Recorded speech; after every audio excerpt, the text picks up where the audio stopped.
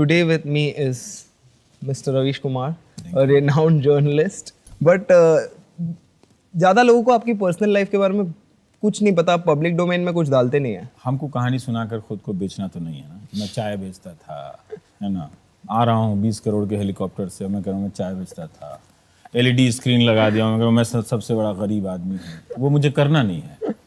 मोदी जी, आखिरी सवाल ये है, आप फकीरों की तरह रहते हैं, आप फकीर अपने आप को बताते। आपको अपने लिए कुछ नहीं चाहिए, एक फकीरी है आपके स्वभाव में। ये कहां से आई?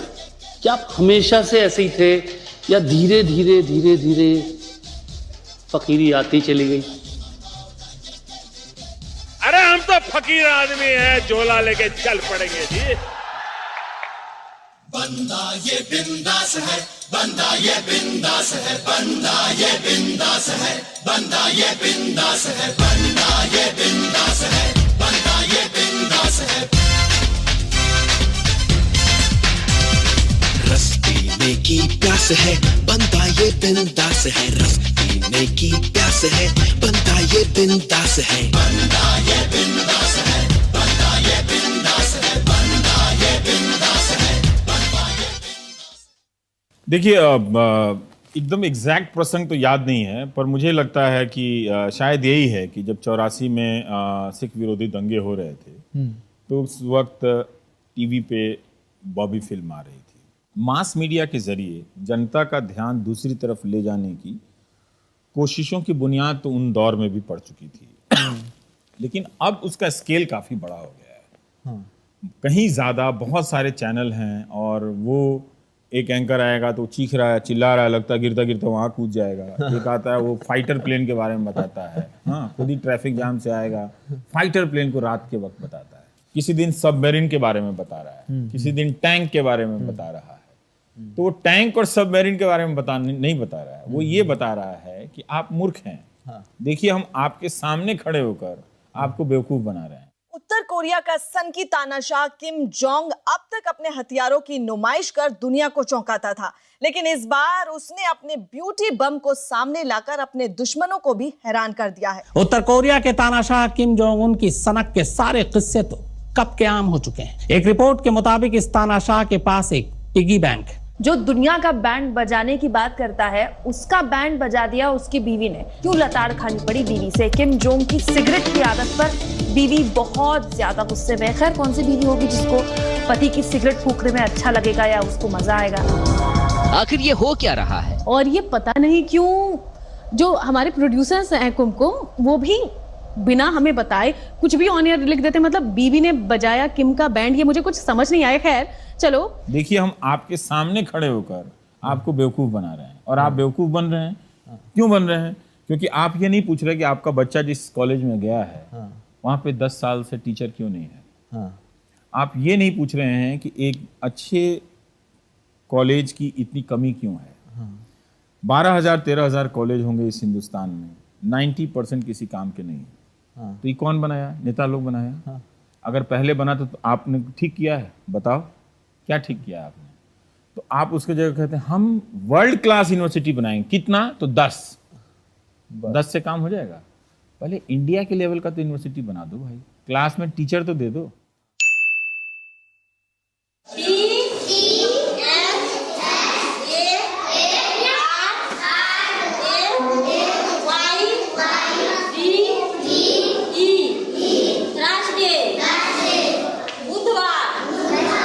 मैडम रोज स्कूल में पढ़ाती हैं, तो स्कूल की स्पेलिंग लिखवा कर भी देखते हैं।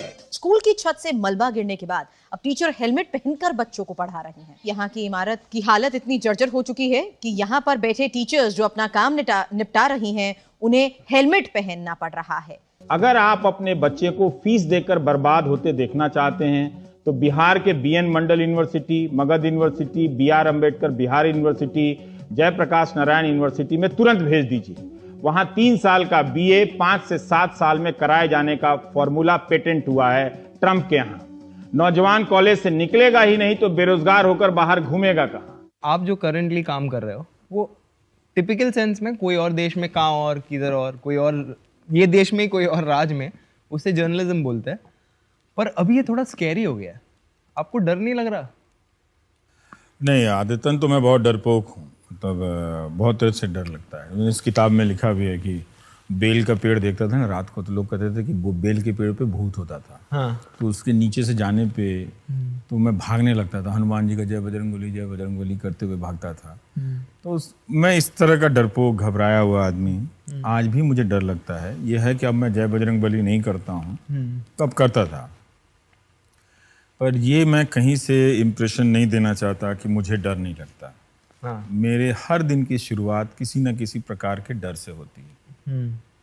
और उस डर से निकलने की प्रक्रिया में आप धीरे धीरे कुछ ऐसा होता है, आप ऐसा करते हैं जिससे आपको लगता है कि आदमी कितना ब्रेव है। हालत यह है कि हम जैसे पत्रकारों के व्हाट्सएप नंबर पर गालियां छोड़िए, मारने और बलात्कार की धमकियां सामान्य हो गई हैं। जिन ट्रोल को हम अनजान समझते थे, कंप्यूटर पर नकली आईडी से बनी सेना समझते थे, वो अब अपना नकाब उतार चुके हैं। वो तरह तरह के ऐसे संगठनों के सदस्य के रूप में सामने आ रहे हैं जिनके आगे कभी हिंदू तो कभी गौ रक्षा तो कभी सनातन लिखा होता है। एक दिन मेरे हाथों से मरेगा तू, दौड़ा दौड़ा के मारूंगा, यहाँ से पाकिस्तान लेके जाऊंगा जहां तुम्हारा घर है। इसने एक लेटर पैड भी भेजा साबित करने के लिए कि बजरंग दल से ही जुड़ा है। मेरी माँ के बारे में जो कहा गया उसे मैं रहने देता हूँ। वैसे भी मुझे माँ की तस्वीर का सहारा लेकर नोटबंदी की तरह सहानुभूति नहीं बटोरनी है। यह बात मैं इसलिए बोल रहा हूँ कि गाली देने वालों की जमात का संबंध उनसे भी है। बहुत से ऐसे लोगों को खुद प्रधानमंत्री नरेंद्र मोदी फॉलो करते हैं। और प्लीज प्रधानमंत्री से रिक्वेस्ट कीजिए कि वो इस तरह के लोगों को फॉलो ना करें। कोई नहीं मिलता उनको हिंदुस्तान में तो मुझे फॉलो कर लें। मैं उन्हें आश्वासन देता हूं कि बहुत आदर से आलोचना करूंगा, बहुत अच्छी कविताएं सुनाऊंगा, हिंदू धर्म के बहुत सारे श्लोक सुनाऊंगा उनको लगेगा नहीं कि वो एक ऐसे हिंदुस्तान में है जहां उनकी कोई कदर नहीं करता है। मेरा तो कोई दिन और कोई घंटा ऐसे नहीं गुजरता जिसमें मेरे दोस्त ये ना कहते हैं तुम्हारी तो नौकरी चली जाएगी। हाँ, तुमको तो मोदी जी नहीं छोड़ेंगे। भले मोदी जी हमको जानते ना हो, जानते तो हैं वैसे।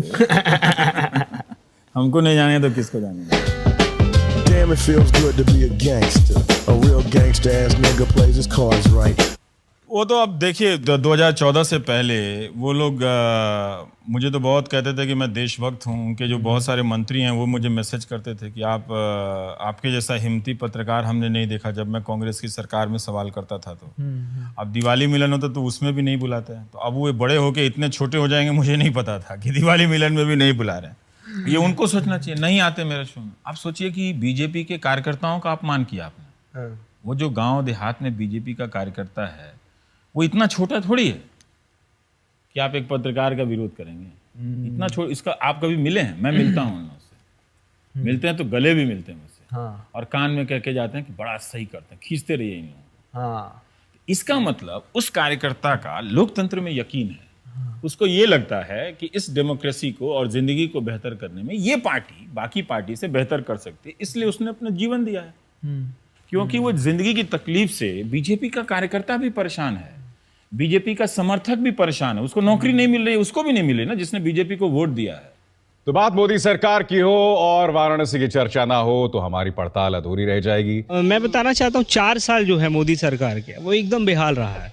आप अगर देखेंगे तो केवल जुमलेबाजी से देश के साथ साथ बनारस के सांसद होने के नाम उन्होंने बनारस को बहुत चला है। विकास के नाम पे 3 साल पहले वाराणसी में एक पुल जो एक्सटेंशन के नाम पे बढ़ाया गया वो आज भी पूरा होने का नहीं। हाल ही में अभी घटना घटी है जिसमें दर्जनों लोग मरे गए हैं, उनकी मौतों को भी छुपाया गया है। केवल लाइटें लगाने से बनारस का विकास नहीं होगा। जो मूलभूत चीज़ें हैं, पानी से लेके सड़क से लेके कोई है नहीं। बनारस में पानी पीने के लिए नहीं है। आज जो वास्तविकता जो विकास होना चाहिए बनारस को, विकास नहीं दिखाई दे रहा है। लाइटें लगा देने से, रंग रोगन लगा देने से, सुंदरीकरण करने से विकास नहीं होता है। 72वें नंबर पे बनारस प्रदूषित शहरों में था, 3रे नंबर पे आ गया। यही मोदी की विकास है, आप जान लीजिए। लगातार गंदगी का अंबार है, माँ गंगा का पानी काला है। एक भी उपलब्धि इनकी बनारस की नहीं है। 2 मंत्री किसी लायक के नहीं, 8 विधायक किसी लायक के नहीं। फराडबाजी बात ही हुई है, सच्चाई 1% भी नहीं है। मैं हैरान हूं, आजकल मेरे ही देश में कुछ लोग मुझे गुनहगार कह रहे हैं। मैं हैरान हूं भाइयों। तो टीवी ने क्या किया है कि अटेंशन डाइवर्ट कर दिया है। और आज का टेलीविजन जो है बहुत ही ब्रिजन तरीके से आपके डेमोक्रेटिक इंस्टिंक्ट को किल कर रहा है। आप समझ नहीं रहे हैं उसको। जब वो सरकार को छोड़ के एक सीमा से आगे जाकर सिर्फ और सिर्फ ऑपोजिशन को अटैक करता है, तो वो ऑपोजिशन पे अटैक नहीं करता। ऑपोजिशन पे तो जनता ने अटैक कर दिया था 2014 में। उनको इतना सीट दिया कि वो बोल नहीं पाए। ठीक है, लेकिन वो उनके जरिए आपके डेमोक्रेटिक इंस्टिंक्ट पे, आपके भीतर ऑपोजिशन बनने की किसी भी पॉसिबिलिटी पे वो लगातार अटैक कर रहा है, जैसे इनसे पूछना कोई क्राइम है। My question to the oppositions continue. My question is, if the farmer is not in distress, why is the opposition in distress? Are you distressed that the farmer is not distressed? You are distressed that the farmer is not distressed. You are distressed that the farmer is not distressed. What is the criticism about? Can someone kindly tell me what is the criticism about? Do not talk about Judge Loya. Do not talk about JNU. Do not talk about FTI. Do not talk about Una. You do not talk about Rohit Vemula. Do not talk about army bashing. Do not talk about lynchings. Talk about your real issue. Say you are a political. Say your intent is political. So give up. So give up. So give up. So give up. देखिए, ये जो TV channel वाले हैं ना तो लोकतंत्र के प्रति वफादार हैं, ना अपने शहर के प्रति वफादार हैं। ये किसी के नहीं हैं। अगर ये अपने शहर के प्रति वफादार होते तो जितना समय वो किम जोंग पे लगाते उससे कुछ तो कम समय वो शहर के किसी स्कूल पे दिखाते, अस्पताल के बारे में दिखाते। गरीब लोग बर्बाद हो गया है सर, गरीब लोग नहीं, हम लोग, हमारे जैसे लोगों को भी ये खबर मिल जाए कि इस अस्पताल में बीमारी में 10 लाख रुपए लेने हैं तो होश उड़ जाते हैं परिवारों में। बिल्कुल। 500,000 रुपया तो बजरंगबली के यहाँ ऐसी मन्नत मांगने में लोग खर्च कर देता कि बचा लीजिए उस खर्चे से। इतना तनाव है समय में, लेकिन राजनीति के आकाश पे जश्न मन रहा है। यही वल्गर है, लोग समझ नहीं रहे हैं। मैं उनसे हाथ जोड़ के कह रहा हूं, समझो इस बात। मशरूम खाइए और मोदी बन जाइए। चौंकने की आपको बिल्कुल आवश्यकता नहीं। बिल्कुल सही सुना आपने। आज हम आपको बताएंगे कि प्रधानमंत्री मोदी कैसे बनना है। देखिए जरा। लंच हो या डिनर, पीएम के डिश में मशरूम से बनी एक रेसिपी जरूर होती है। बाजार में इस मशरूम की कीमत 25 से 30 हजार रुपए किलो है। 66 साल के मोदी के माथे पर न शिकन न चेहरे पर कोई थकान। आप पूछ सकते हैं कि क्या ये मशरूम का इफेक्ट है। और इसमें न्यूज चैनल का क्या फायदा? न्यूज चैनल का फायदा देखिए क्या है, दो तरह से है कि आप ये काम बिना रिपोर्टिंग किए कर सकते हैं। झूठी तो फैलाना है ना। अगर आप सत्य की तलाश करेंगे तो आपको बहुत सारे रिपोर्टर रखने पड़ेंगे। अब आपके पास रिपोर्टर नहीं है, ले आओ स्टार। तो स्टार आ जाता है। तो स्टार का तो कपड़े में तो देखिए स्टूडियो में एसी में है, उसके तो सर्फ के भी खर्च नहीं होते होंगे। एसी में बैठने से शर्ट थोड़ी गंदा हो जाता है, आप तो 4 दिन भी पहन सकते हैं, कोट आप 2 महीने पहन सकते हैं। ये मॉडल है कि रिपोर्टिंग को हटा दिया गया, एंकर को लाया गया और एंकर को परसेप्शन बेस्ड इशू दे दो। Is that the argument for winning, making you the face for 2019? Now you are converting whole debate between Modi versus whom. That's not the question. It will be Modi versus who. I repeat, Mr. Abhyankar, Modi versus who? Modi versus who? It will be lies versus people. No, Modi versus who? Modi versus who? Now let me say. Modi versus who? Modi versus who? I'm simply saying who. Naved जी ये बताइए, who? You tell me seriously, seriously, who?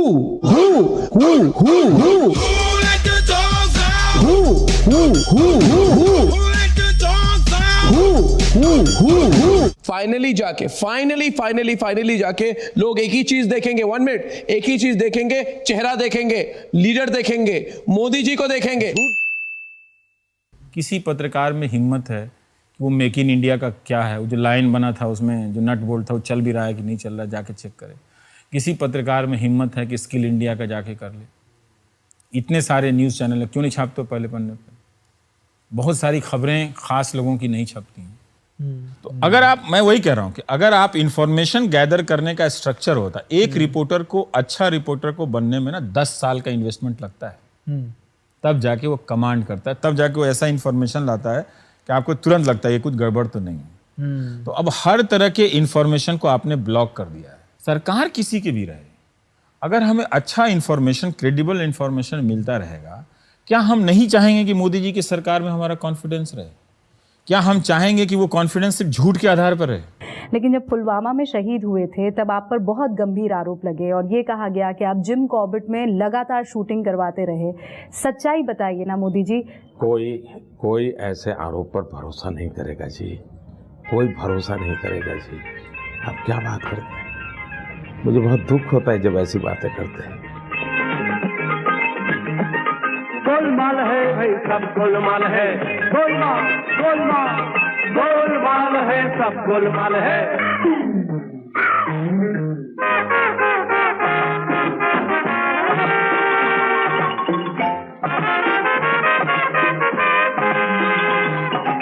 मेरा तो routine कार्यक्रम था उत्तराखंड में, तो मैं तुरंत बाय रोड और घंटों तक, और उस दिन बहुत बारिश थी, मैं तुरंत बरेली आया वहां से हवाई जहाज पकड़ने के लिए।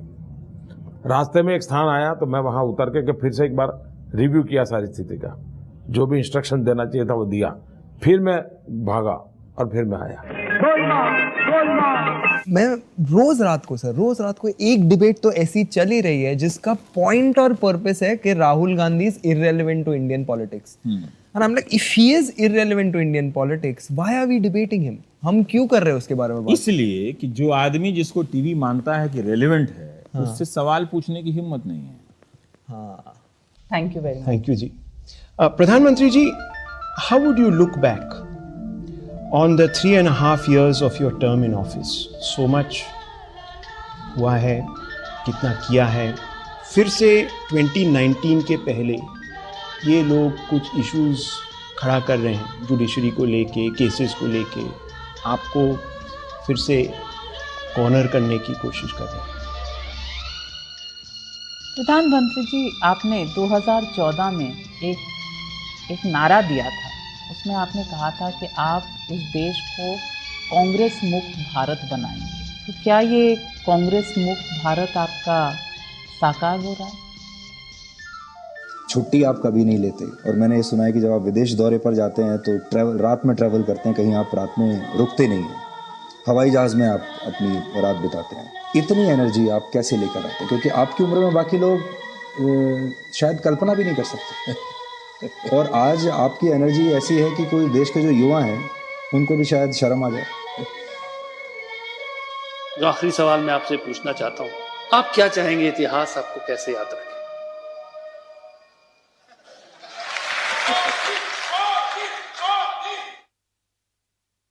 गलत कौन है? जो न्यूज़ क्रिएट कर रहा है वैसी जो ऑडियंस लैप अप करे, या ऑडियंस जो लैप अप कर रही है, या आप जो नहीं सरकम कर रहे हो ये एनवायरनमेंट को? जो आपने बोला कि मैं सिर्फ मुद्दे की बात करूंगा, एक है बोल रहा है कि मुझे ऑडियंस चाहिए, टीआरपी चाहिए। तो चैनल चलाना तो बिल्कुल आसान नहीं है। नहीं, आसान नहीं है, बिल्कुल आसान नहीं है, बहुत टफ है। और जो मार्केट फोर्सेस के लोग हैं वो बहुत प्रेशर में आ गए हैं।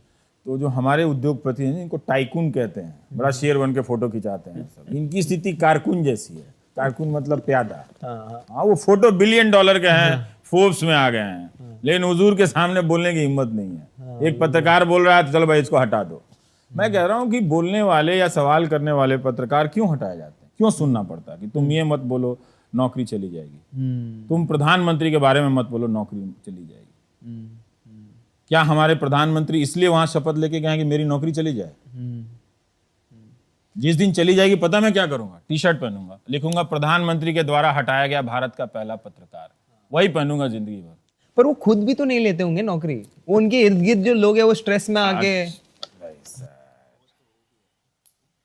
जो पावर का सिस्टम बनता है ना, और जो कल्चर बनता है ना, उसकी रिस्पॉन्सिबिलिटी एक जगह जाकर फिक्स होती है। वो प्रधानमंत्री, ठीक है ना? नहीं, प्रधान सेवक है वो। हाँ, नहीं, वो तो प्रथम सेवक तो नेहरू जी ने कहा था, उनका कोट नहीं है ये। हाँ, यहाँ पे कुछ नेहरू का लिखा हुआ है कि लोग मुझे भारत का प्रधानमंत्री कहते हैं, लेकिन यह अधिक उचित होता यदि वे मुझे भारत का प्रथम सेवक समझते।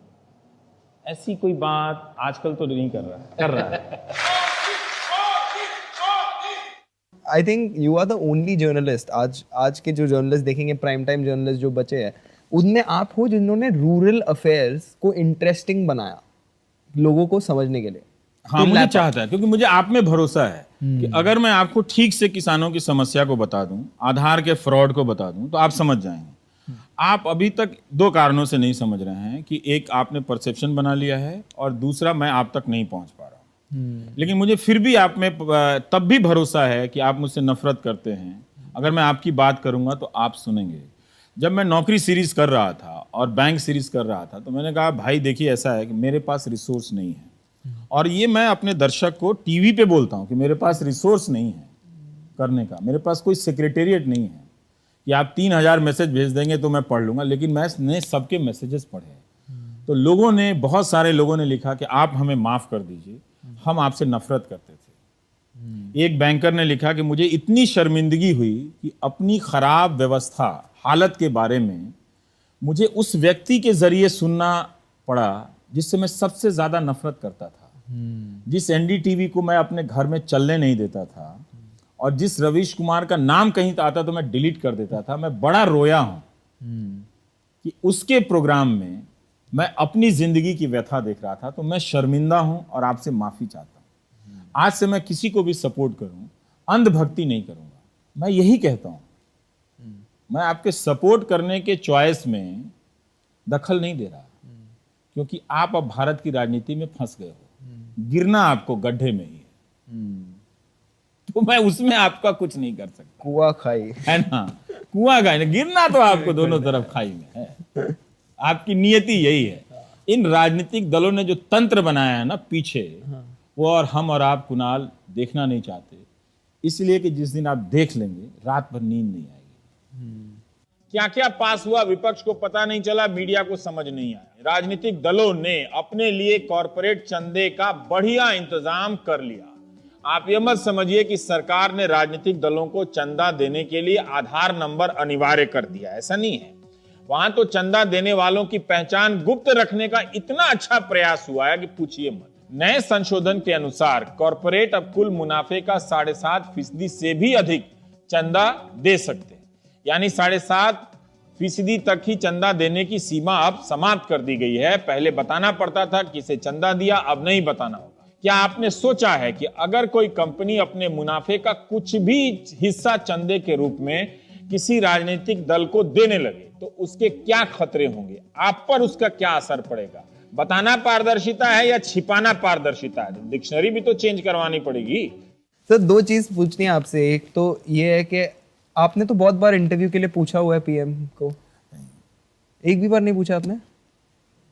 मिलेगा ही नहीं। क्यों नहीं मिलेगा? सबको तो मिल रहा है। कौन मिलेगा? उनके प्रवक्ता नहीं आते तो उनसे पूछने का क्या मतलब?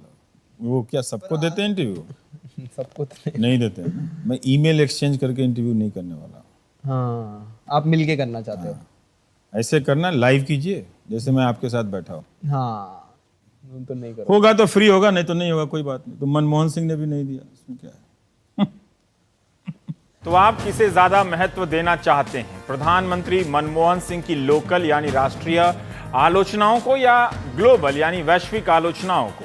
टाइम पत्रिका ने अपने कवर पर प्रधानमंत्री मनमोहन सिंह को अंडर अचीवर के तौर पर पेश किया है। यानी टाइम की कहानी बताती है कि कैसे वे दूसरे कार्यकाल में उम्मीदों पर खरे नहीं उतरे हैं। ग्रोथ रेट का पिचकना, सब्सिडी की राजनीति का दबाव, महंगाई और सोनिया गांधी से असहज रिश्तों को गिनाया गया है। इस तरह के लेख टाइम पत्रिका के साथ इन दिनों भारत की तमाम पत्रिकाओं, अखबारों के कॉलमों में छप रहे हैं। कोई यह नहीं बता रहा कि 1991 में जो नीतियां मनमोहन सिंह ने तय की थी, क्या वे एक्सपायरी डेट क्रॉस कर चुकी हैं? क्या वे अब ग्रोथ रेट के लायक नहीं रही? कांग्रेस कहती है कि टाइम को भाव मत दीजिए, बीजेपी कहती है कि जो आम आदमी बोल रहा है वही टाइम ने लिख दिया है। पर जो बीजेपी के समर्थक है करंटली, वो चाहते हैं कि आप एक बैलेंसिंग एक्ट करें। वो समझ रहे हैं? मतलब क्या करें? मतलब इधर से बीजेपी वाले छोड़ गए हैं, हाँ, है ना, इधर वाले को मैं बुला नहीं सकता, तो मैं तो कोई एक्ट ही नहीं करता, तो अब मैं नौकरी और यूनिवर्सिटी की बात करता हूँ। इसमें तो बैलेंस का कोई गुंजाइश ही नहीं है। क्लासरूम में टीचर नहीं है तो टीचर नहीं है। वो नीतीश कुमार के कॉलेज में भी नहीं है, वो पंजाब में भी नहीं है, और वो शिवराज सिंह चौहान का भी नहीं, और नरेंद्र मोदी जहाँ पे 12 साल मुख्यमंत्री रहे वहां भी नहीं है। पर आप ब्रांड हो जाते हो इसमें, है ना? मुझे उसकी चिंता नहीं है। मैं जब तक स्टैंड ले रहा हूं और सही बोल रहा हूं, जो बोल रहा हूं वो सही बोल रहा हूं कि नहीं, बिल्कुल, तब तक मैं ठीक हूं मेरे हिसाब से। बीजेपी के सांसद विनय कटियार ने कहा है कि हिंदुओं को मंदिर के लिए शहादत देनी पड़ेगी, तैयार रहना पड़ेगा। उस कटियार साहब ने, आपको याद है कि कब कहा कि हिंदुओं के पढ़ाई लिखाई के लिए अस्पताल और अच्छे कॉलेज खोलने के लिए हम प्रतिनिधि शहादत देने के लिए तैयार हैं, कहीं खुलवाया है? भारत में हर घंटे एक छात्र के आत्महत्या करने की खबर आती है। इस मुल्क में 3 साल में 26,500 छात्र आत्महत्या कर लें, उस मुल्क में सांसद ये कहें कि मंदिर के लिए हिंदुओं को शहादत देनी होगी, तो आप तय कीजिए कि आपको किस लिए शहादत देनी है। आप पूरे मीडिया का रूल तोड़ दीजिए कुणाल। हाँ। ट्रैफिक लाइट से लेकर हर चीज हटा दीजिए, अब मुझे कहिए कि मैं लेन में आऊंगा, कौन सा लेन है भाई? कौन सा लेन है मेरे लिए? आप मेरे शो में नहीं आके कि मैं बैलेंस कर दूं। किस चीज का बैलेंस? आपके झूठ का बैलेंस मैं किस चीज से बैलेंस करूंगा? आपके झूठ का बैलेंस तो इसी बात से होगा ना कि आपको एक्सपोज कर दिया जाए। एग्जैक्टली। तो मेरे एक्सपोज करने से आपको तकलीफ होती है क्योंकि वो इंजेक्शन होता है, दर्द होता है। तो लोग कहते हैं नहीं आप थोड़ा बैलेंस कर देते, यानी आप इंजेक्शन को इधर से निकाल कर उधर किसी और को लगाओ, यार मुझे छोड़ दो कुछ दिनों के लिए। हम इस नशे में रहना चाहते हैं, इंडिया का नाम हो गया है। हम लोग पहली बार INDIA लिखना सीखे, उसके पहले हम लिखना भी नहीं जानते, यही आके सिखाए हैं। कहीं ऐसा तो नहीं कि प्रधानमंत्री मोदी से लेकर त्रिपुरा के मुख्यमंत्री बिप्लब देब तक के बयानों में कोई पैटर्न है? नौजवान टीवी खोलता है कि नौकरी पर चर्चा कहीं हो रही होगी, मगर वह विप्लवी बयानों में छिपी हुई हंसी के सामने लोटपोट होकर मदहोश हो जाता है। फिर आया कि युवा राजनीतिक दलों के पीछे एक सरकारी नौकरी के लिए वर्षों दौड़ते रहते हैं। अगर वे पान की दुकान खोल लेते तो बैंक में 5 लाख रुपए होते, यही बात वो अपने मैनिफेस्टो में कह देते। प्रधानमंत्री ने पकौड़ा तलने को रोजगार ही कहा, मगर पान बेचने के साथ 5 लाख का हिसाब भारत की राजनीति में सबसे पहले बिप्लब बाबू ने दिया है। उन्होंने यह भी कहा कि 50 रुपए लीटर दूध है, कोई ग्रेजुएट एक गाय पाल ले जो नौकरी के लिए 10 साल से घूम रहा है, तो 10 साल गाय अगर पाल ले तो उसके बैंक में 10 लाख का बैलेंस हो गया। अब ये देखिए 15 लाख का हिसाब आ गया ना आपके खाते में, एक पान की दुकान और एक गाय, तो आगे 15 लाख। यह है इनकी नौकरी का प्लान।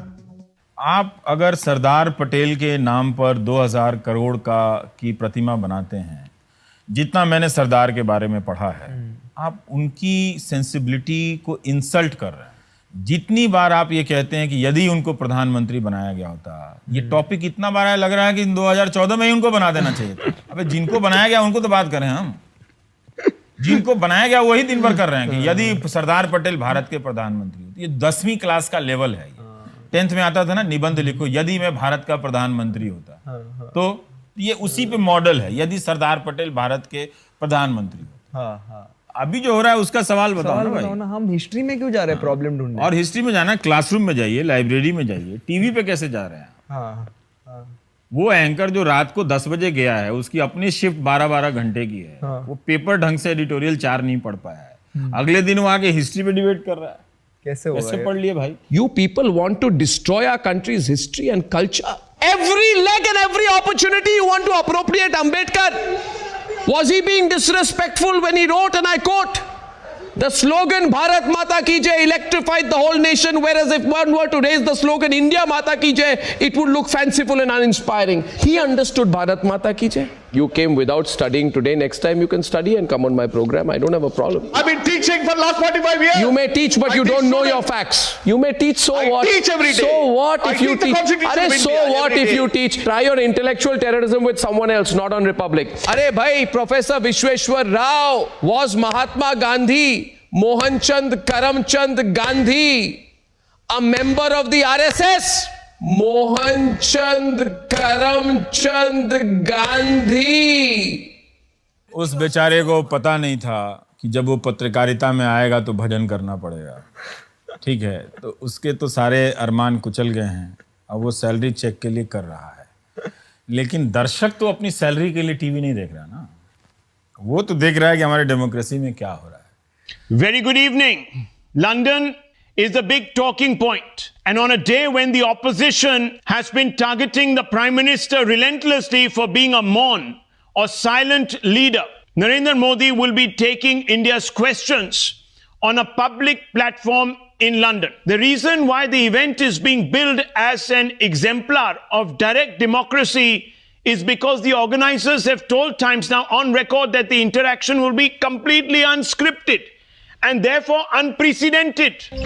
नमस्ते Modi ji, I am Priyanka from Delhi और मेरा भी आपसे एक सवाल है कि हम गवर्नमेंट क्यों चूज करते हैं?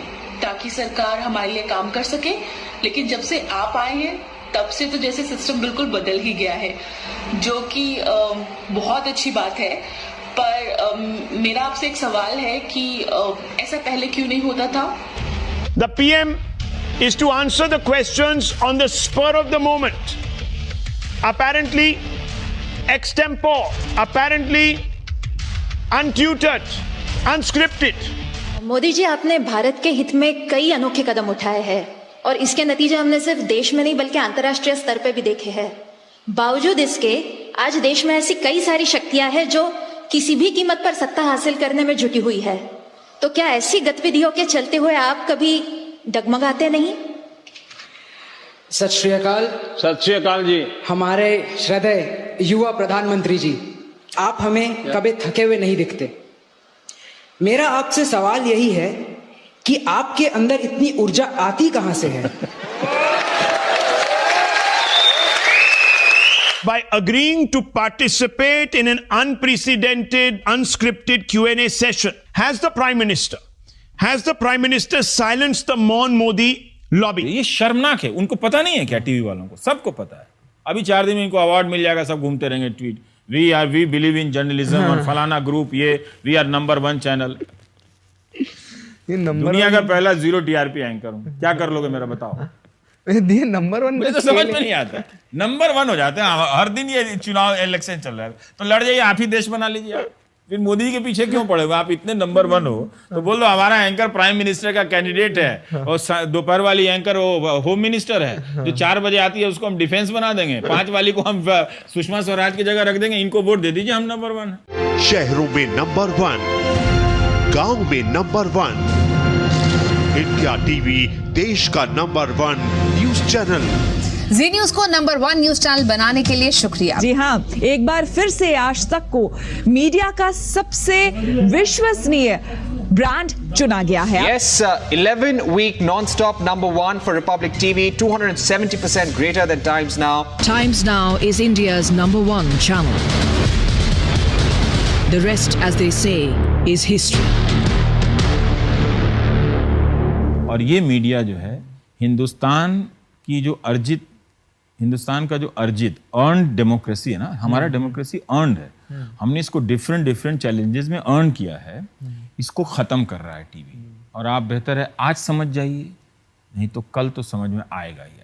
नमस्कार, मैं रवीश कुमार। भले ही आप मुझे भी ना देखें लेकिन टीवी कम देखिए। इस पर या तो झूठ का प्रोपेगेंडा चलता है, नेता की नेतागिरी चल रही है, आपको या आपके बच्चे को मानव बम में बदलने के लिए हिंदू मुस्लिम डिबेट चलाया जाता है। असली हिंदू वर्सेस ढोंगी हिंदू। क्या टोपी पहनाकर, जालीदार टोपी पहनाकर 2019 की जंग जीत जाएगी कांग्रेस? भगवा से क्या बदले का भाग्य? जो हिंदू गर्व की बात करेगा वही देश पे राज करेगा। 2019 के बाद क्या हिंदुत्व करेगा? सबका बेड़ा पार, आज आर पार में इसी पर होगी देश की सबसे बड़ी बहस।